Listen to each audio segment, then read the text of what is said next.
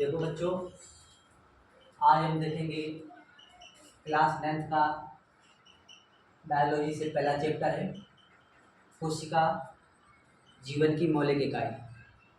कोशिका जीवन की मौलिक इकाई महत्वपूर्ण चैप्टर है कक्षा 9 के लिए, तो इसको हम विस्तार से देखेंगे। तो देखिए, कोशिका आखिर हम जान लेते हैं कोशिका के बारे में कि कोशिका से क्या क्या सूचनाएं मिलती है। तो कोशिका है क्या? प्रत्येक जीवधारी का शरीर, हम सबका जो भी जीवित जीव होते हैं उन सबका शरीर छोटी छोटी स्वतंत्र रूप से जीवित रह पाने वाली कोशिकाओं का बना होता है। ठीक है, कोशिका जीवित रह सकती है और छोटी छोटी कोशिकाओं का ही बना होता है। कोशिका में वे सभी भौतिक, रासायनिक तथा आनुवांशिक सूचनाएं एकत्र होती हैं जो एक जीव को जीवित रहने योग्य बनाती हैं। ये कोशिका की क्वालिटी होती है। नेक्स्ट,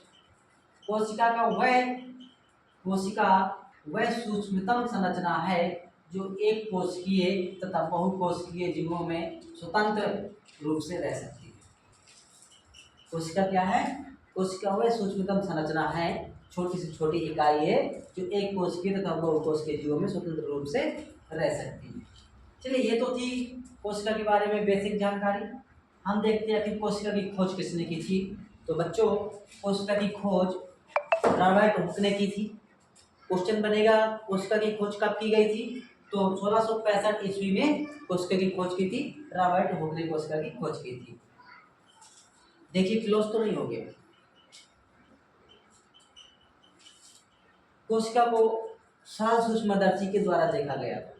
कार्य के टुकड़े जिसकी संरचना मधुमक्खी के छत्ते के समान थी, इसको रॉबर्ट हुक ने सेलुला कहा। क्या कहा था? सेलुला कहा था। तो यहाँ पर हमने क्या देखा?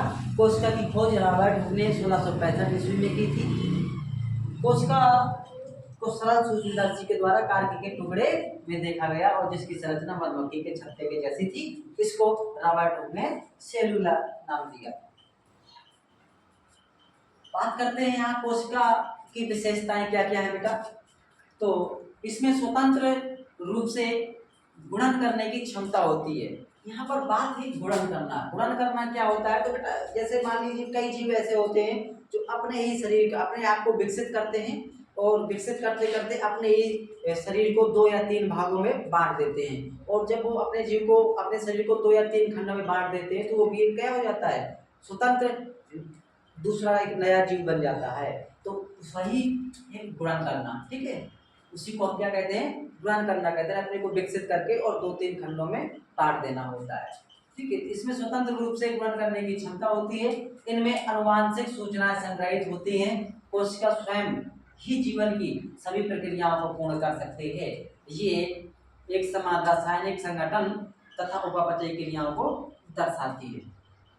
और बेटा, यहाँ पर है थोड़ा सा कोशिकीय संगठन क्या है।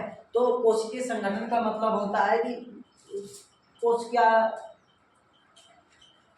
एक कोशिकीय जीव या 2 कोशिकीय जीव से रिलेटेड होता है। जैसे मान लीजिए हम कहते हैं कि संगठन का मतलब होता है कितनी मात्रा में क्या लिया जाए। तो संगठन का मतलब मात्रा से रिलेटेड। एक मतलब कोशिका के आधार पर जीव 2 प्रकार के बताए गए हैं। पहला क्या है? एक कोशिकीय जीव और दूसरा है बहुकोशिकीय जीव। एक कोशिकीय जीव में बेटा क्या होता है? एक कोशिकीय जीव में जीव का शरीर केवल एक कोशिका का बना होता है, यानी वो जो पूरा का पूरा शरीर होता है वो स्वयं एक ही कोशिका होती है, जो एक ही कोशिका अपने आप को क्या करते हैं? विकसित करती है। ये उदाहरण में पाए जाते हैं अमीबा, पैरामीशियम, बैक्टीरिया। और बहुकोशिकीय जीव में क्या होता है? जो जीव होता है उसका शरीर बहुत ही सारी कोशिकाओं से मिलकर बना होता है। ठीक है, बहुत सारी कोशिकाओं से मिलकर बना होता है। जैसे कवक हो गया, पादप हो गया, जंतु हो गया, मानव हो गया। इसको मैं वीडियो पार्ट 1 करके करूँगा और नेक्स्ट इसके आगे का जो मटेरियल है वो पार्ट 2 करके आपको मिल जाएगा।